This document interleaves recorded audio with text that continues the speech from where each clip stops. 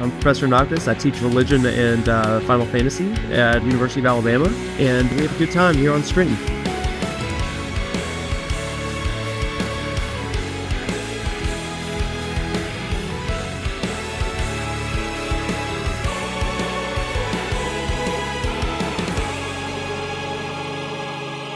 Hey everybody, Evan here, and I am here with the one and the only Professor Noctis.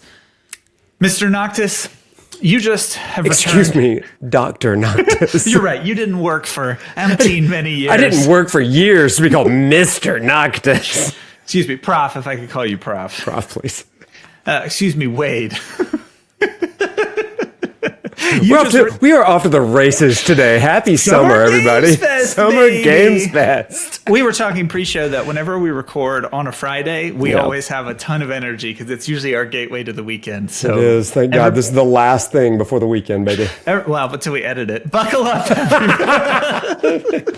Buckle up, everybody. Okay, Wade, you just got back from Summer Games Fest, and I know that you had a great time, and you have a lot of experiences to share. Before we jump into you showing me something. Summer Game Fest. There we go. Perfectly blurred by the Elgato. There it is. Ta-da-da. Summer Games Fest play days. So for those of you who are just listening to this, Wade showed some sort of towel apparatus with the Summer Games Fest. I don't know what it is. It's a beach tote bag.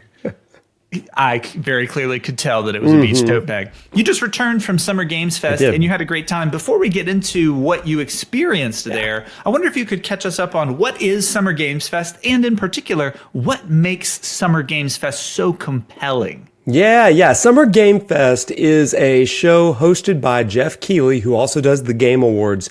And it is the biggest showcase of the upcoming video games that are coming in the next year.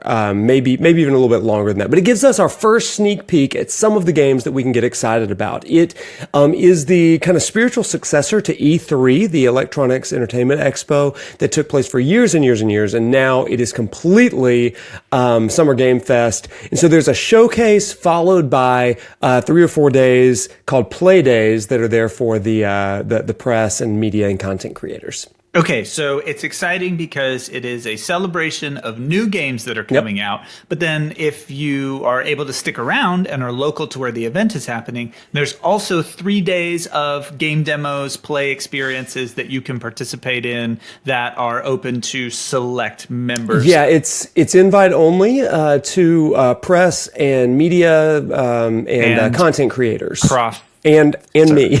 Why me? I don't know. Me.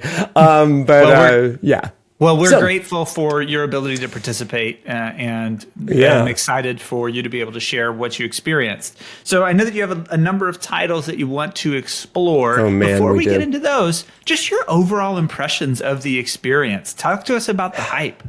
Dude, it was surreal. I did not know what to expect. I didn't even know I was going to Play Days until I just kind of shot my shot, I guess. And it was surreal to be walking in a place and like there's Phil Spencer and there's Jeff Keighley. Like, can I get a selfie? I mean, all these sort of things, to see these people that you've watched online, you've talked to only via Twitter and stuff like that, but they are there in the flesh and they're excited to talk about games with you. And it was wild. I felt like a kid in a candy shop to a degree, but then I was like, wait, no, I'm also working, so I've got to like lock in here. It was incredible. Like the content creators, like Susie Sphere Hunter and Maximilian Dude, and just like getting to see and hang out and talk to some of these people very briefly was just absolutely awesome. But then, of course, I mean, the thing that I was most excited about were the games, and we are going to talk about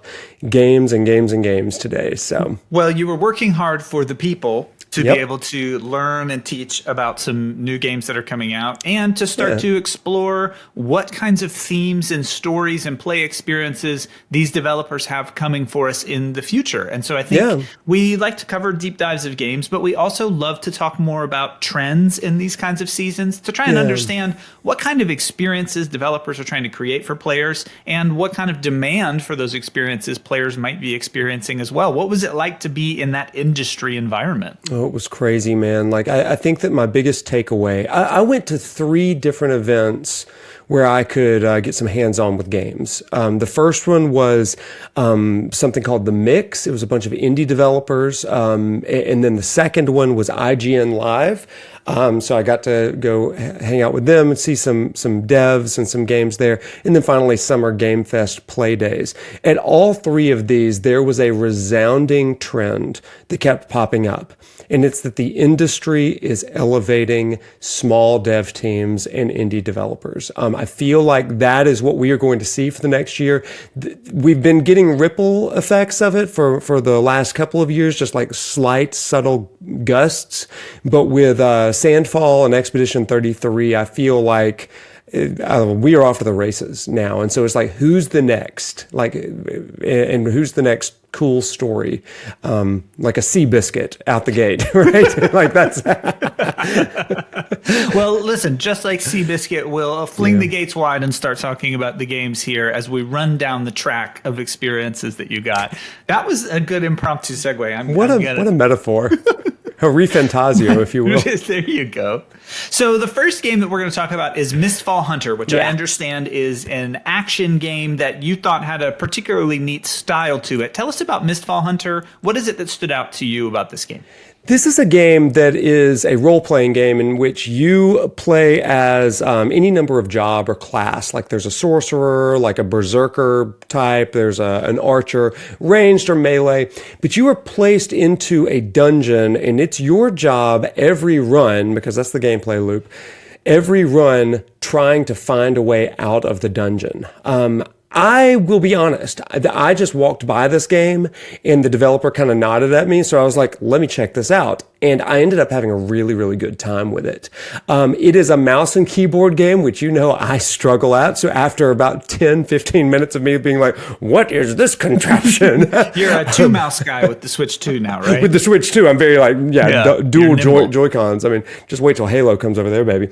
But I was enthralled. So I played as a sorcerer, and I went around and after dying a few times, I was able to fling spells and really get the hang of dodging and frantically searching for the item that would lead me to an exit out of here.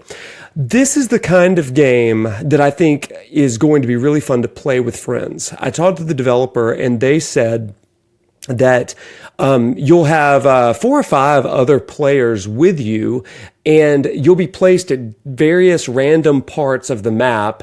And cool. While it's like PvE to begin with, you're also trying to search for each other. And once you find each other, like, you're going to be able to take on bigger bosses and stuff. Honestly, it felt like a really fun version of Elden Ring Night Rain, which I've got some complaints with Elden Ring Night Rain. But this one, I was like, hey, this is actually pretty cool, and I would be really into this. I think it was also like the idea of finding each other and escaping together. I don't know, it was cool. Quick pick up and play sort of game. That was a surprise for me. I liked it. I love it. Okay, so types of player that might want to check this game out. If you like Monster Hunter, if you like Sekiro, if you like Elden Ring, tell us a little bit. What kind of games would you say definitely give this one a shot if this is kind of your wheelhouse? Honestly, a little bit more like Diablo. Cool. To be honest. Action RPG? Yeah, it's like an action RPG style, but it's from the perspective of like a Sekiro or something like that. So it's not top down at all. It's just it's like Diablo if it looked like Sekiro. That's what it. Sekiro is probably not the best. Maybe like a Dark Souls, I guess, because it's very medieval looking.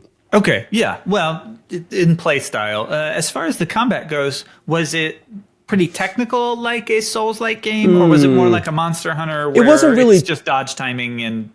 Yeah, I mean, it wasn't really like that. I would honestly say it's a little bit more like Diablo. It's not a parry system. It's not like dodge rolls. I was a sorcerer, so I never touched the ground. I just kind of teleported to the side. And it was a definitely an action RPG, but I I don't know, just like a more on the ground camera Diablo. That's the best way I can describe it. I love the idea of dropping into a map, having a run where you don't know what to expect, having to find your friends as the first challenge, and then once you've coalesced and found your friends, you approach some larger challenges and gameplay opportunities in the game. That sounds very creative. I'm looking forward to hearing more. What I told the developer was like, my co-host would love this game. It's pick up and play, like he'll hop in with friends, like this is him. So. Yeah, that's to our earlier conversation about my inability to complete games, then we're definitely there. I'd rather we're a good balance because I will 100% in platinum a game that I hate. So you know. Well, let's balance our way over to the next game. We're talking about Lego Party. You described it as Mario Party in a Lego world. Tell us about Lego Party. Where did this come from?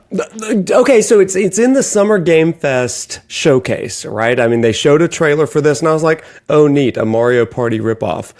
Evan, I like Mario Party. Okay, I've lost friendships and roommates over Mario Party in the past because of the freaking bonus stars that they give you at the end. Lego Party may be the game that I'm most excited about from Summer Game Fest. I love a party game. Okay, I like having the friends together and stuff. So I got to play for like 30 minutes with one of the creators of the game. He sat down next to me on the couch, and we and a couple of other technicians there, we played through a whole round. We only played 5 rounds, which lasted 30 minutes. Here's what I'll say. Their entire thesis was, what if you had a party game where there was never downtime for any player? Love that. And which is awesome, because sometimes in mini games and stuff, if you're knocked out, you just kind of sit there and wait. Not so in Lego Party. You can, even if you lose the mini game, you can make other people lose. And so it is like a really cool sort of thing. The game itself is pretty much laid out like a board game style. Okay. Just like other party games that you've probably played. The maps are really tight. The other thing that is really impressive about the maps are the hundreds, if not thousands, of micro animations across the board. This board is alive. I played a pirate board, and it was incredible. I wanted to hit every space just so I could see the fun and cool animations. And the entire time you've got announcers, because you're like on a game show. They're kind of commentating and talking about the whole thing like, oh, well, Prof just got knocked out. It was incredible, right? It really How kept mad me. Did you get? Well, I was furious. Like, I was absolutely furious. I lost. But then because I was losing, it turned into, okay, I'm going to just screw up the developer. And so I targeted him in every single thing.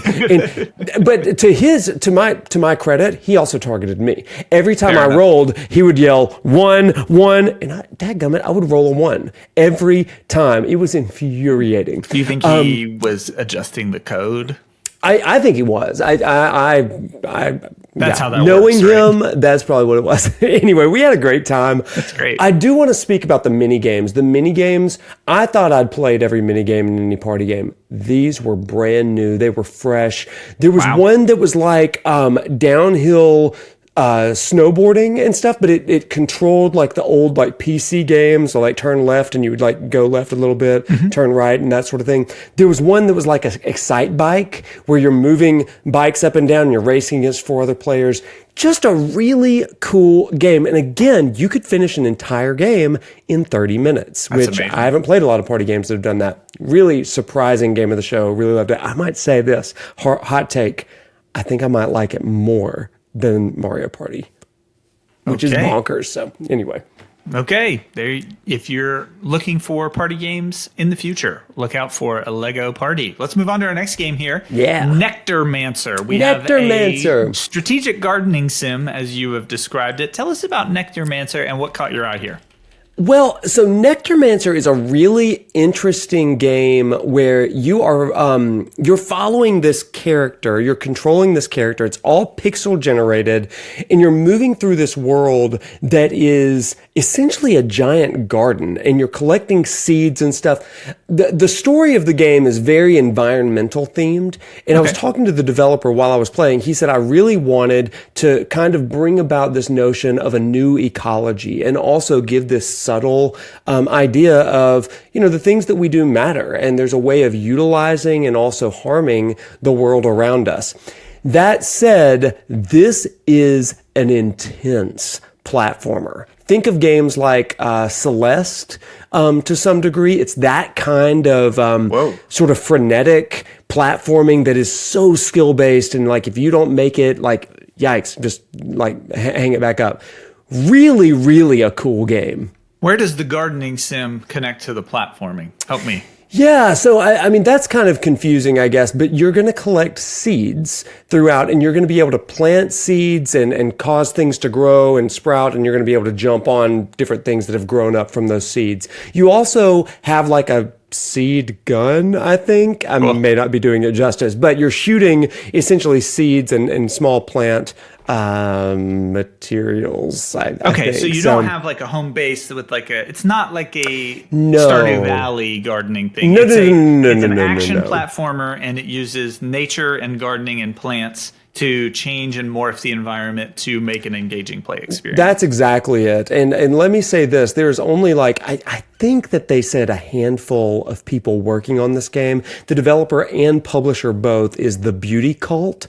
And I got to speak to one of the heads of this team. The cult leader, the Beauty Cult leader.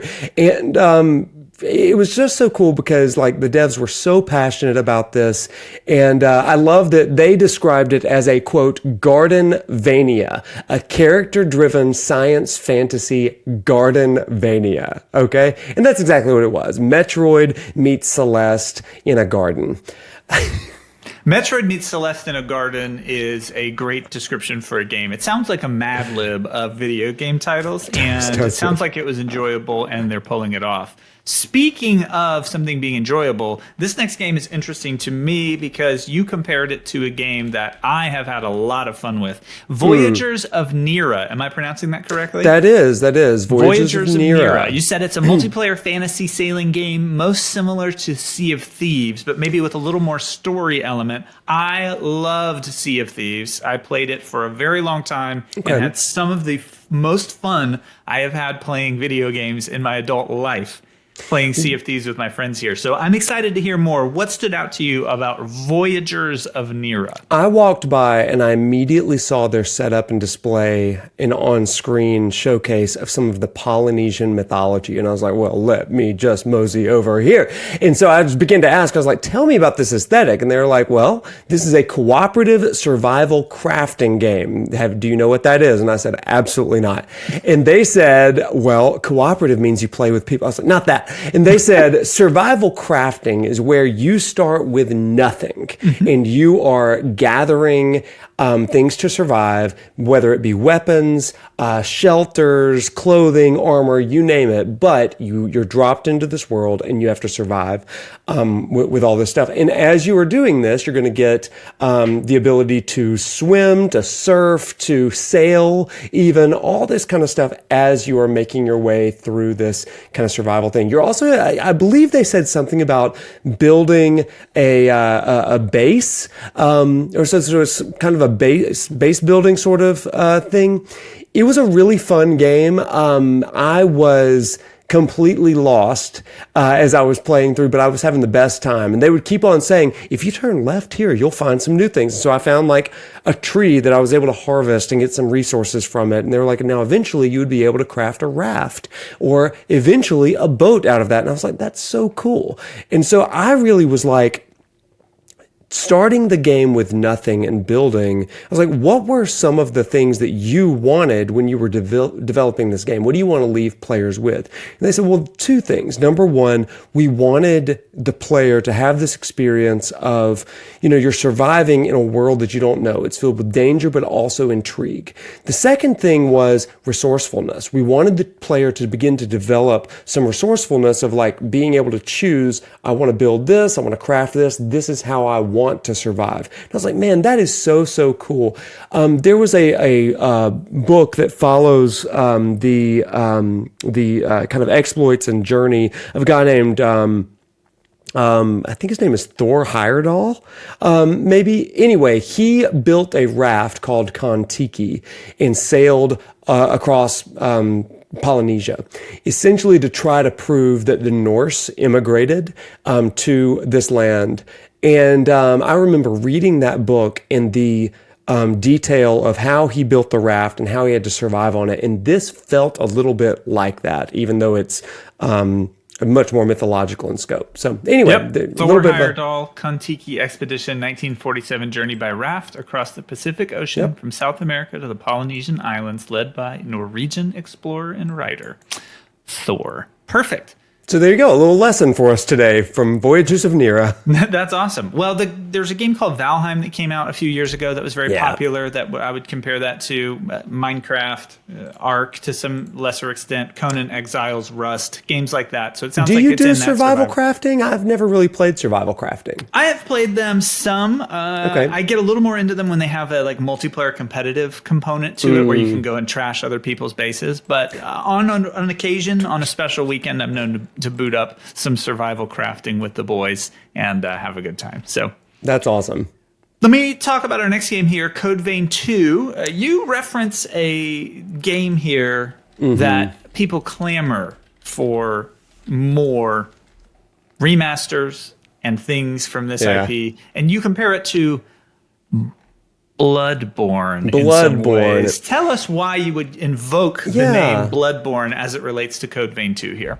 So, full disclosure, I never played Codevein 1, but I went to the Bandai Namco booth and display where they talked about Codevein 2. And the reason that I call it this is because I don't have any past history with Codevein 1. This game looks like Bloodborne if it were an anime.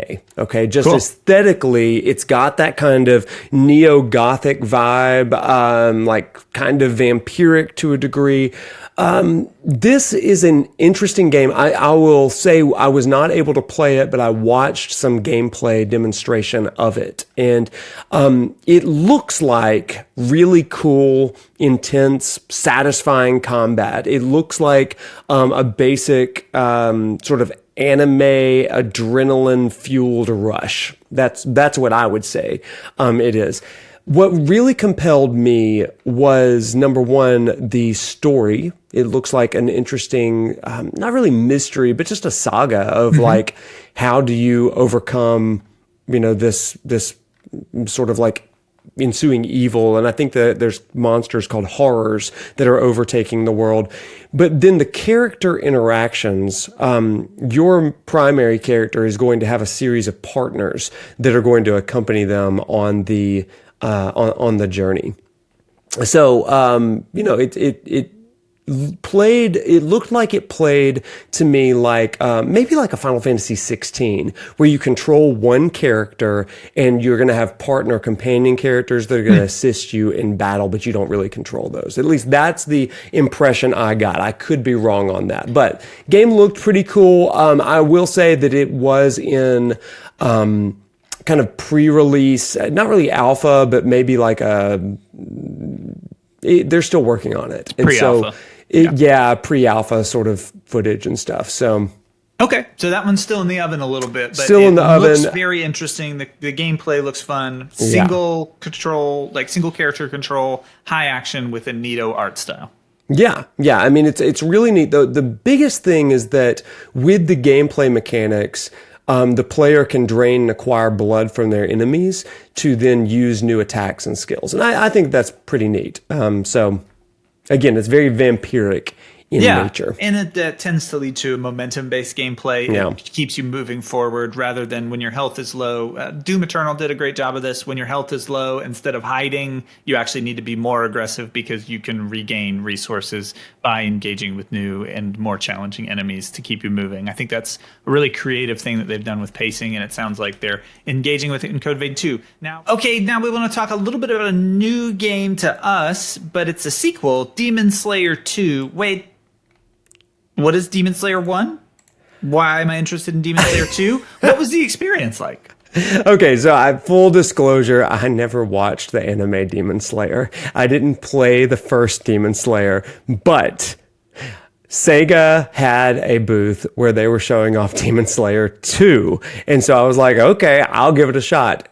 Dude, this game was pretty fun. It is a kind of an action fighting game, arena fighter. Not really arena, but like you're in a map where you're fighting these one-on-one sort of battles. It feels like an anime, okay? Like you've got this sweeping battle where the characters are pulling off these crazy sort of moves against each other, but it's couched in a really neat story. Now, fans of the anime are going to pick up on this a lot better than me, but from my understanding, just with the 20, 30 minutes I played the demo, this game appears to have your character fighting against, I think his name is Tanjiro, maybe? He is fighting against... Tanjiro. Yeah, you're Tanjiro. Good. Okay, yeah. Tanjiro. I didn't realize it was about the anime when I brought it up. I just like, it must be a game about Demon Slayer. Are you familiar with the anime? I can help you here. Just go. Oh my gosh, I'm just an idiot with this. So you're Tanjiro and you're fighting against the demons. You're fighting against demons. The fight that I was in was against a woman with ribbons. Does that mean anything to you? Very cool fight. Yeah. So Ribbon Dancer is like really angry at me. That's what I called her. And she is like hitting me with ribbons, and we're fighting in a room, and then we're fighting on a rooftop. But then there's a weird interlude where you see these of mice and men carrying things. Okay. It's like mouse heads and little buff dudes, like bodybuilding mice who are carrying things, and you become like a feral hog mouse. Okay. And you're running through and you're fighting ribbons. I assume that you're tiny and you're fighting Ribbon Dancer's ribbons. I don't know. Here's the thing. I don't know what the heck was going on in this game, but I was really interested in the battles. They were fun. You don't need to know anything about the story of these games or of this show or these games, which is good to know that it has one of the most beautiful and creative art styles that you will see in animation recently. It is a gorgeous franchise. It was beautiful. And I told Sega, I was like, listen, like, I've never seen this anime, but this makes me want to. And so I asked a question. There was a dialogue line from Ribbon Dancer and Tanjiro they were talking about death is like a luxury of humans, and demons subvert death, and they just keep coming back, and that's kind of their curse.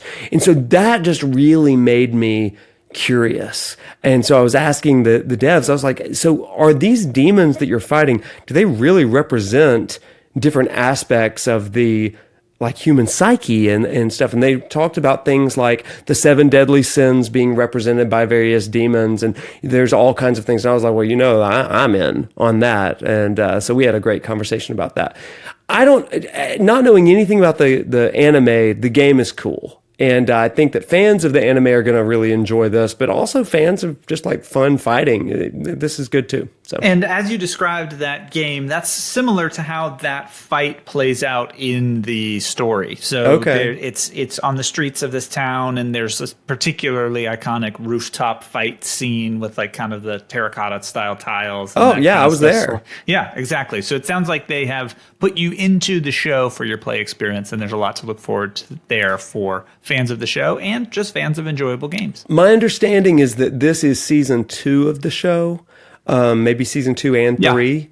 But they were like, many people say that this is their favorite part of the entire saga. It was very well done. Well, that's awesome. Well, great. Cool. Well, we'll get on to our next game then. Now, we have a couple more games left before we start talking about some of these deeper dives that you want to do. Some of the big brands that everybody's interested in hearing about. Let's knock out these last 2 and give them all the respect that they deserve. And then we'll get into some of our Resident Evils and some of our other IPs that we want to talk about here. Spine, you say that this is a cyberpunk action with a little bit of like a cinematic flair. That sounds really cool to me. I love that cyberpunk storytelling and aesthetic. Tell me about it. Why should I be interested? Cyberpunk meets John Wick. That's what this game is. I'm in. Okay, it is. So I was walking by the booth. I had never heard of Spine before, and fortunately, one of the people at the booth grabbed me and said, "Do you want to play Spine?" I was like, "I got a few minutes. Let's do it." And I wish that I had more minutes to play this game by the end of it. I flew through the demo, and they were like, "You're really good at this game." I was like, "I'm good at every game." That's also not I was true, forged but in the fires of Lies of P. I played Lies of P for 9 hours on the final boss. Spine, they described it as gun fu. Love it. It's like, it was like I said, John Wick meets Cyberpunk, where it is an action beat 'em up action game, but also gunfights the entire time. The whole thing is your character has a AI spine implanted on them, and you don't really know where it came from or whatever, I think, but it gives you these new abilities, and that's how you're able to level up. You basically upgrade the spine, but it makes you do some of the most insane acrobatics and gunfight. The entire thing, I felt like I was doing cool things, and it was my first time playing. That's impressive. And that's what is impressive. I mean, you look at like content creators like Blitz, and like, of course they look cool, but can I look cool? I'm the every guy, okay? I'm the everyman. Can your average Joe look cool playing a game? And this one makes you feel cool. I love it. I love that. It sounds like they made the really fun scene from the new Spider-Man movie where Peter Parker has to adjust to his suit and it's doing everything. Yes, that's very much what it's like, that you're in control. Yeah, they took the fun of that moment in the movie and made an entire game out of it so that you can be that Peter Parker-like character and have that kind of experience as you adjust to your AI spine, which is a combination of words I don't think I've ever said in my life. Yeah, that's what that is. But it's awesome. It works. I've got my eye on that one. Yeah. Okay. So back to the blood here. The next game is Norse Oath of Blood. So you said it was pretty intense, pretty gory. Maybe it's kind of seems like there'd be a lot of hacking and slashing here. What is it that stood out about Norse Oath of Blood that you wanted to talk about? So I found this just by the title. I was like, Norse, like mythology, like the people. And so I walked immediately over and got to talk to some of the devs and the creative scenario writer for the game as well. And so as I'm playing through the demo that they've provided, I'm just asking all kinds of questions. Okay, the demo and the immediate the trailer that they showed, the story teaser, it floored me because I was like, this is gritty. This is not like God of War as far as like you've got all the gods in the sky and you're fighting those. This is very grounded and gritty. So it's almost like the Clive Owen historical King Arthur movie, okay? It's very demystified, all that kind of stuff, but the gameplay is a turn-based tactics game. Did not expect that. I know, because I'm not that kind of guy, right? It is a build a settlement, forge alliances, and strategic battle sort of thing. And the UI, hold on to your hat, it looks identical to Baldur's Gate, which you would think I would bounce off of really, really fast, but I didn't. Okay, so there's like a town, and then you have alliances, and then there's a story element to it, and then it's a turn-based kind of tactical battler. Yeah. That sounds like if you're interested in the world, you could get very, very in-depth with this game. Yeah.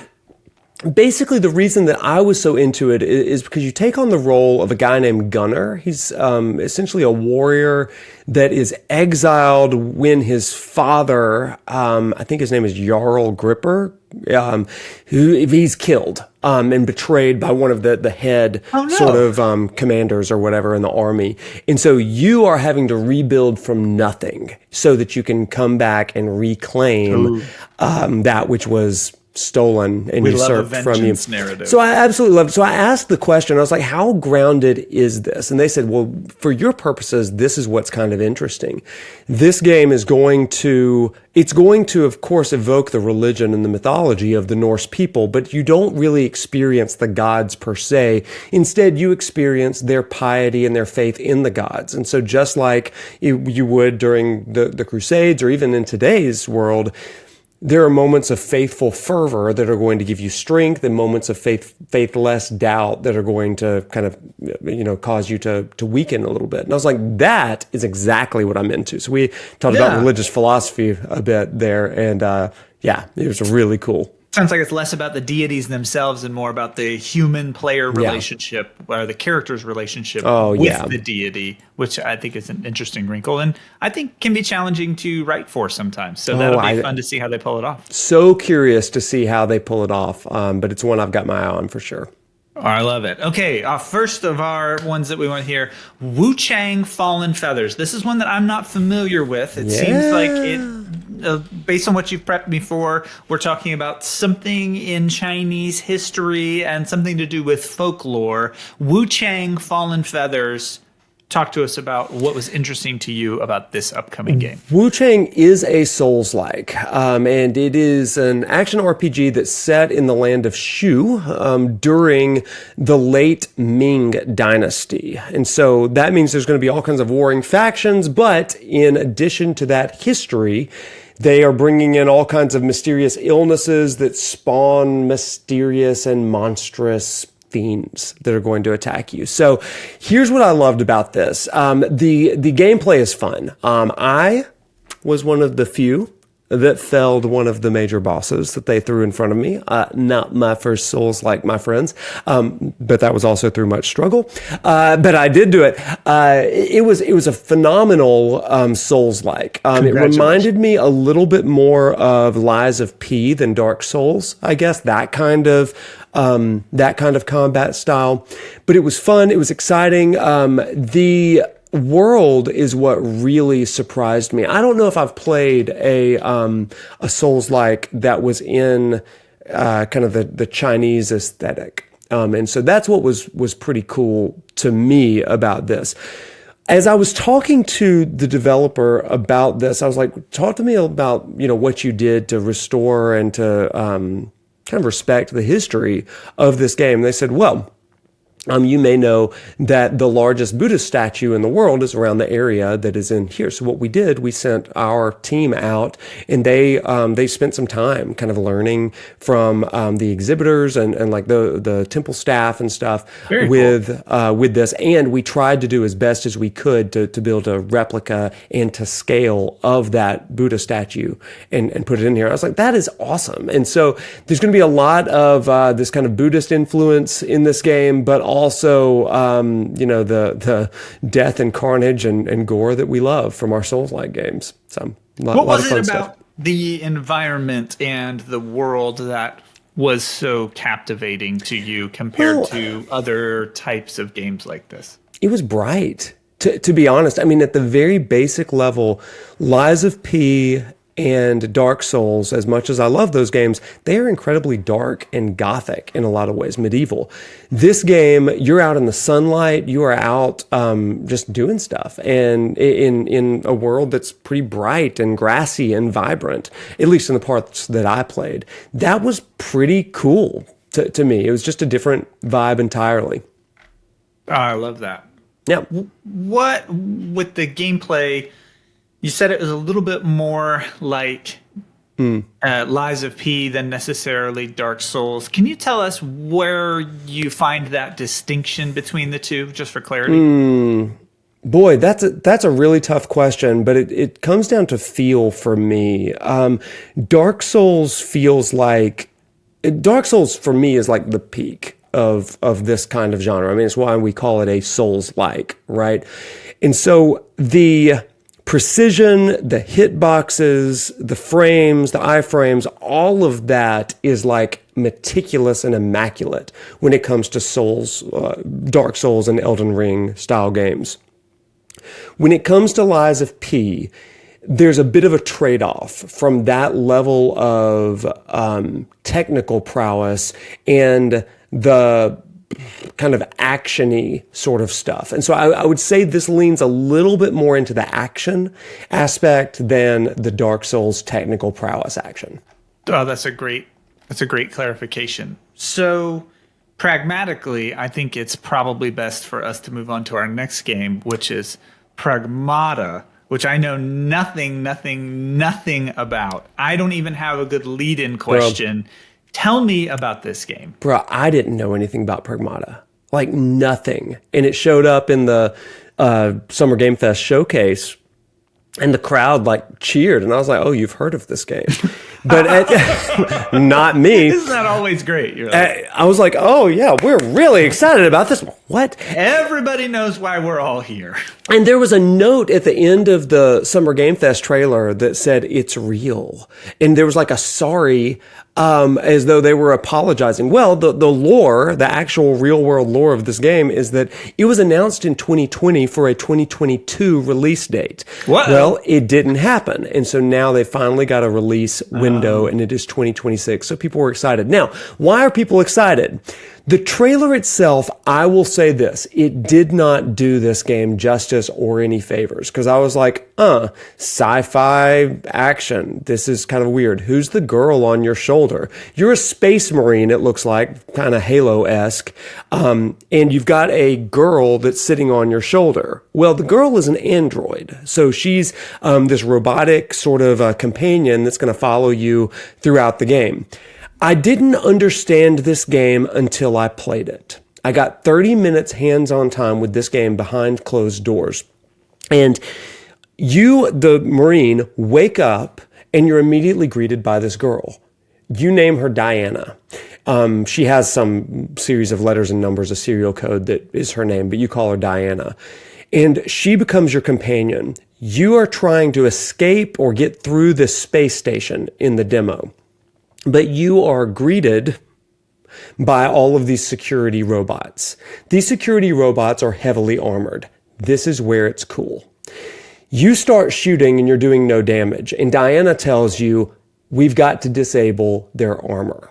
Let me handle that. So Diana is going to hack into the system while you are fighting him. Now, this is how it plays out. With your left hand, let me grab a controller. With your left hand, you're controlling where you go. You're surviving, you're shooting, triggers and all this stuff. Okay. But with the face buttons, a grid shows up on the screen, and it's a hacking grid. You have a cursor, and you've got to guide the cursor along a path and to hit as many icons as possible for buffs and debuffs to get to a goal. And you press triangle, circle, square, X to go up, down, left, or right, all through this grid. Once you get to that thing, the shields are disabled and you can do damage. So there's two things that are happening here. You're dodging and shooting to distract the guy while you're hacking him, and only when you've successfully hacked with Diana are you able to go in for the kill. So it's survival, hacking, it used the entire scope of my brain. But you don't sound stressed out. I was not stressed. It sounds really complicated. It wasn't. It was incredibly intuitive the entire time. I never felt like it was beyond me. In fact, I was excited by the end of the demo for even more. Okay, I was like, let's up the ante. It started with a 3x3 grid that was pretty easy to navigate. Then it grew to 4, then it grew to 5. And along the pathway, like you can go straight to the goal and like disable the shields, but there are little buff and debuff icons along the way that if you can scoot the cursor across those, it's going to either increase your damage or decrease, their movement speed or whatever it is. So creative. It's really, really creative. I'm eager to see where that system goes in the future. Got to the end of the demo, and there's this huge cutscene where this giant Gundam-style boss shows up, and I'm like, oh, here we go. I'm ready. And then I get the tap on the shoulder, and it's the Capcom rep that says, you've reached the end of the demo. No! And I was like, you've got to be kidding me. Like, this is what I'm here for. And they're like, not yet, you're not. And I was like, you don't know me. And I tried to run with it, and I didn't have it. So, and I scooped up the I scooped up the Pragmata, and I said, Diana, you're coming with me. That was it. And now I'm a wanted man. Now I was arrested. Anyway, seriously, Pragmata was so cool, man. Like, I will never be able to do this game justice by describing it. And so, Capcom, if you are watching, release the demo to the people, because they're not going to understand it until they get it in their hands. And this was a perfect way of showcasing the game. I love what you said.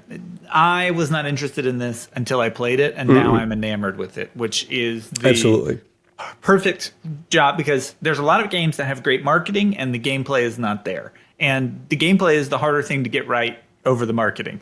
They'll figure out the marketing piece. That's I'm confident. The hardest part, this engaging, creative, new, innovative gameplay, sounds like that is pretty tight, and that makes me very excited to hear more about this game. To that point, just to really emphasize this, I don't know what this game's story is, and I don't care. That's crazy. You not caring about what the story of the game is because it's so fun to play is a rarity. So That's so rare. Well done, Capcom. You have achieved something in a demo rarely seen here. Truth. Speaking of a little bit unknown and a little bit strange, let's talk about Death Stranding 2. Okay, so this game was given a new kind of emphasis and trailer at Summer Games Fest, but after Summer Game Fest, there was a premiere at the Orpheum Theater where they had Hideo Kojima, Troy Baker, some of the other voice actors, the head music composer for the music, and they just did this like hour and a half long presentation where they showcased gameplay and new story elements and stuff. So I will be honest with you. Death Stranding 1, I borrowed from a friend for a weekend, and then he moved to California from Alabama. So I did not get to finish Death Stranding. And it's just been in like game log purgatory ever since then. It's just been stranded. I enjoyed Death Stranding. I beat the first or second boss, and really liked it. And I've been meaning to get back to it, but now I have a reason to. Based on what you know from your experience in Death Stranding 1, what can players come to expect from Death Stranding 2? They showed the first 15 minutes of the game. We are talking photorealistic landscapes. I mean, I leaned over to the people next to me and I was like, is this gameplay or is this video footage? And they were like, we think it's gameplay.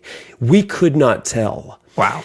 And it zooms in on your character, Norman Reedus, and with his fetus, no longer a fetus. Now it's a 11-month-old baby. BB all grown up? All 11-month-old grown up. BB. And so Norman Reedus and his fetus, former fetus, they are walking Norman through... Reedus and his former fetus? It's a great tongue twister. So Norman Reedus and his former fetus. Here's what I'll say. They are somehow reinvigorating the open world concept. Cool. You start out on this kind of sandy, dusty cliff overlooking this desert landscape, and you begin walking.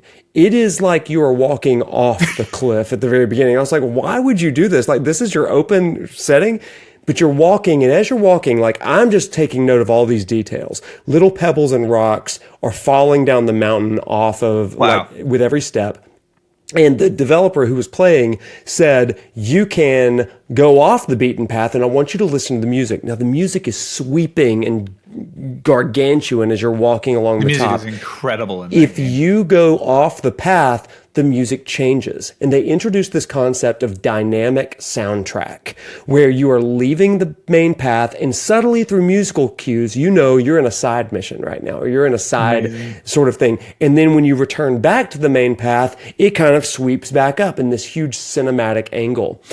There's also dynamic events that occur. They're really leaning into the elements, not just like rain and stuff from the first game, but we're talking fire and earthquakes and wind. And you're going to be going through these settings. As we were walking along the pathway, an earthquake triggered, and it changed the landscape and the foundation of the mountain. So it's like, well, we can't go that way anymore.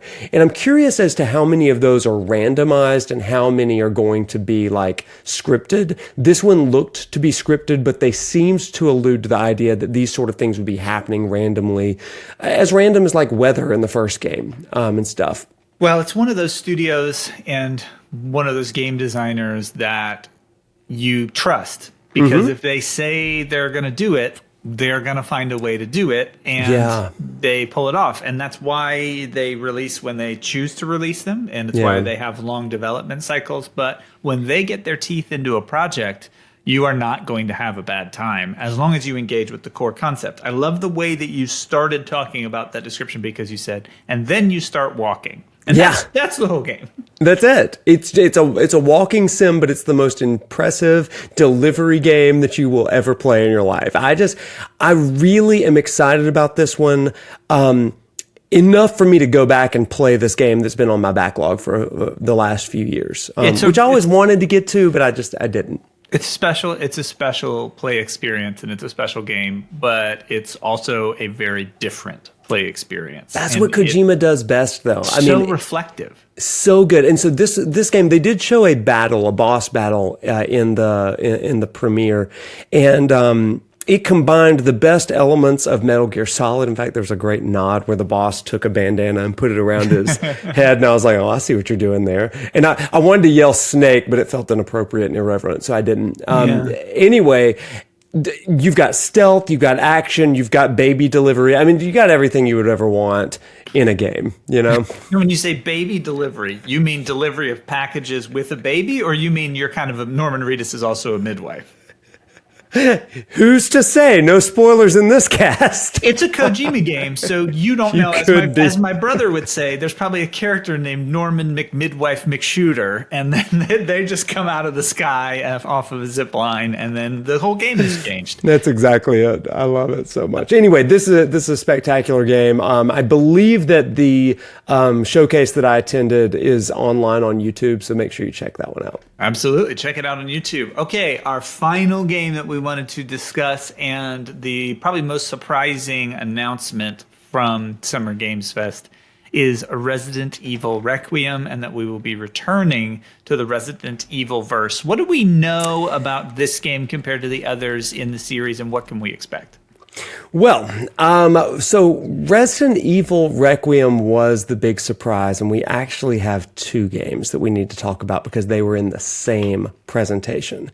Resident Evil stole the show, but I definitely want to chat about this entire segment here. I got to go behind, again, closed doors with Capcom to view an hour-long presentation where they unveiled the gameplay of Resident Evil Requiem. And Resident Evil, have you played Resident Evil? Have you played the former ones? I have. You have? So this game seems to be a return to form, like the classic horror formula. Are we back in Raccoon City? Yes, at least according to the trailer. But the gameplay segment that we watched when we were not playing, it's important to know, was you play as a woman named Grace Ashcroft, who is the daughter of a character in, I think her name is Alyssa Ashcroft in Resident Evil Outbreak. Grace is a reporter that is sent to the Raccoon City area to do some, investigative reporting, and she is detained somehow. We don't really know how, but she wakes up upside down in a gurney, strapped to it, and she's like upside down laying, and it's terrifying. She wakes up and she's panting, and she's hooked up to like an IV drip, and there's like a glass container that's holding the IV. And so arms, legs, waist, and torso strapped, she's moving her hand and is able to knock down the glass. It breaks. She pulls the thread up, the tube up, takes the glass, saws off her strap on her arm. Let's go. Then she's able to rip off the rest and toss herself to the floor and get herself free. She pulls out the IV, and then it's off to the races. In first person mode, you are making your way through this house or this medical facility turned into a house, or I don't know. But here's the thing: you don't see anything. Like, you see the hallways. There are no monsters. There's no zombies you're running from. Okay. It's just like you're making your way through this house. Evan, the ambiance, the atmosphere, the entire environment that is created here is nothing but sheer terror. As you are walking through this house in pretty much pitch black darkness, trying to make your way through, and all you hear is Grace going like this. Oh no. Just like breathing heavily for like the entire demo. I don't know who the voice actor was, but like I hope that they're still conscious, because like if I breathed like that, I would be like passed out, okay, like hyperventilating. So it was incredible. She's making her way through this, and every time you hear like a creak or something like that, like you want to turn around and see, was that anything? The person that was playing the demo, like they so played like I do, like take 3 steps forward, look over your shoulder, and then go back again. I wasn't even playing, and my chest was like pounding, okay, the whole time. Well, isn't that when Resident Evil is at its best? Is that psychological horror aspect? Well, it is. And like when you think about like the trope of fear, and especially fear in psychology, it is the fear of vulnerability, the fear of being alone. I think that Resident Evil may have lost the plot a little bit in Resident Evil 5, for example, when you have a capable companion. Resident Evil 4 did it pretty well when you have like a defenseless companion with Ashley and Leon. But in Resident Evil 5, it's like 2 run and gun Rambo types that are coming through, Chris and Sheva going through. Well, here they strip away all of that. You are Grace. She is not combat trained. She is vulnerable. She's unarmed, and she's just trying to survive through this house. Wow. The classic Resident Evil tropes are here. You find, the fuse box. You got to go find a fuse. You find another fuse box, but you need a screwdriver. So you got to go find a toolbox. You find a screwdriver, and you unlock the box. This sounds like my Thursday. I know, right? It's like very normal. So if you've ever worked in a shed, you understand Resident Evil. Try and find a parking spot at Costco. There were a couple of things that really did stand out to me. Number one, Grace finds a lighter. So instead of a flashlight, you're using like a little cigarette lighter to light your way through. There's so many things that can go wrong with that. So many things. Like, I mean, I burned myself in the first Scream. Oh. But it was hard to keep it lit from all the heavy breathing that was happening. That was the first thing that I noticed, and just the beauty of this light emitting through here. The second thing was there was a monster that showed up. You find your first corpse, and as you're examining it, because you're an investigative reporter, it begins to drag away, and you're like, what is that? And you see this giant mutated beast. It's got shackles around its arms. It's clearly broken free of its fetters, and now it's just consuming corpses. And it wants to consume you as well. Wow. The Resident Evil 2, Mr. X, Nemesis in Resident Evil 3, and Lady Dimitrescu in Resident Evil Village. This is what this game feels like. Cool. You are on the run from this stalking predator that's after you. And so it does appear to be afraid of fire, so you do have that, and you can maybe ward it off just briefly or stun it. There's a couple of, in the lore crafting communities surrounding Resident Evil, a lot of people are saying that this is a former character named Lisa Trevor, because it is a kind of mutated woman that has shackles on her, and this may be a new representation of her. Very canon around the Raccoon City area, I believe. But again, that is the lore crafting community. I'm not in that community, but that's what I'm hearing said. The final thing, and probably the biggest reveal of Resident Evil Requiem, was the final shot. The camera pulled out and you see Grace, and then it goes to a menu and it shows that you can play in either first or third person through the whole game, which is a huge reveal. People have been clamoring for a fully third person game for a while. And while they've had that to a degree, this one seems to be really well done and fully playable in third person. So sounds like they're listening to the people and giving us Resident Evil fans another installment to look forward to. Yeah. Let's get on to the final game, which I unfortunately skipped right over. The game that you really said you spent probably the most time with engaging with. Onimusha, Way of the Sword. Go. To me, this game wasn't on my radar at all. It was a game that I was like, okay, I will watch this presentation to get to Resident Evil 9 Requiem, because this is the Resident Evil presentation. So they led with Onimusha, and And I'll tell you, this is the game that I'm most excited about from Summer Game Fest. It is a game that's set in 1600s Japan, and you play the role of famed legendary swordsman Musashi. Okay? And so as you're going through this, Musashi has a gauntlet. This, again, is kind of a Souls-like, more like a Neo sort of game instead of a traditional Souls. So very action-y, maybe like Black Myth Wukong-y, I guess. But you're going through this 1600s Kyoto ruins. And as you're playing, you are experiencing a larger story that's rooted in actual folklore. And this is what was cool to me. As you're exploring these temples, you're finding these demons that the game calls Genma, and that is a Japanese word that evokes demons and demonology and all kinds of things. Well, in this game, the demons are kind of stalking and terrorizing the villagers of Kyoto. So you're making your way through all these Genma to this temple. Now, the developers told us they took meticulous lengths to get the details of this temple right. This temple is destroyed. It is now ruins, and you can visit the ruins. So they went to Kyoto to talk to the temple staff because they wanted to reconstruct these ruins as closely as possible, yet still have gameplay in it. That, to me, was awesome. To up the ante even more, they have these kind of black portals called dark masses.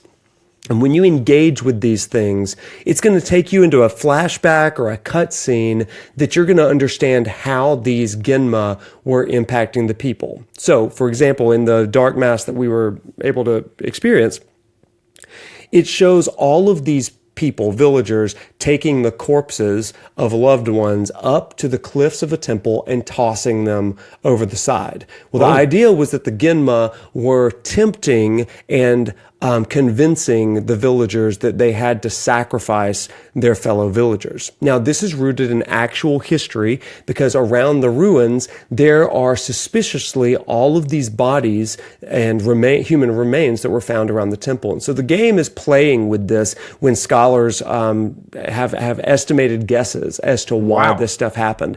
That is what was so cool to me about this. The gameplay looks fun, but the world compelled me to play it. So Onimusha jumped to my most anticipated game from the showcase for the next year. So cannot wait for it. Does the whole thing take place in Kyoto? I don't know about that. I imagine that it's beyond Kyoto, but this demo was focused there. Insane. That is so neat. Yeah, I've never played an Onimusha game before, by the way. I think there's like 2 or 3 games in the series, 1, 2, and Warlords at least. But this one is beautiful. The imagery is great. The voice acting seemed really, really strong. But again, the story elements and the attention to detail from the devs. Good job, Capcom. For me, in case you can't tell, Capcom stole the show. For me, they anchored the show and they really showed we are trying to innovate and do some things that nobody else is doing. From gameplay with Pragmata to a return to this deep psychological fear, and then ultimately this attention to detail and history with Onimusha. That's great. There's a variety of gameplay experiences emerging and down the line for folks who enjoy different types of games, and they were definitely well highlighted here at Summer Games Fest. What will be your lasting impressions from your experience with Summer Games Fest and some of the play days as we kind of wrap up our time? The human side of the developers. It's easy for us as gamers to just consume and say, on to the next game, or this game was great, or this game was not great. The thing that I took from this is that there's a human personal component that is put into each one of these games. Developers have sacrificed time, sometimes their own money, time with family and loved ones to create these games. And I got to hear some of those stories, and I just feel like we are indebted to these developers that are doing such incredible things. They're crafting worlds and they're giving us stories and memories that we're going to take for the rest of our lives. We're going to be able to enjoy time with friends better, and we're going to be able to go on fantastic journeys that help us think more deeply about our own reality. To me, that is why, I mean, to really talk about, some of the broader things, AI will never be able to replace that human component of a human dev that's giving their experiences rooted in their history into this, the things that they find interesting. Summer Game Fest reminded me that games are personal, and they come from a person they're sharing with us. And somehow their reality is maybe, I don't know, helping inform mine. I just loved it. So massive respect to the developers. And if any developers are watching this, whoever you are, I just want to thank you. Thank you for giving us the rich experiences that we oftentimes take for granted. But today I see you and I thank you. I love that gratitude is the preeminent thing that you'll remember that time with. And I think that I look forward to exploring more of the human element in our storytelling in video games as we continue our summer series, as we continue our work together over the years. Thanks for all your thoughts and sharing them with us, and for taking the time to organize it all and give us a little bit of an insight into what it's like to be at one of these things. What do the folks need to know about that's upcoming, and what should we be paying attention to? We have so much coming up this summer, including a lot of Magic the Gathering and Final Fantasy crossover content. Make sure you watch our tutorial video and our deep dive into the Commander decks, all available on YouTube. And also continue to join us for our Final Fantasy X Summer Lecture Series, or Summer Pilgrimage, where we are kind of taking a journey inward as we go through Spira, through this classic JRPG Final Fantasy X. You're going to see us over on Twitch and YouTube for that. So all things ProfNoctis continue through the summer. We've got a lot of surprises coming up too, so look forward to that. Bye, everybody. See ya.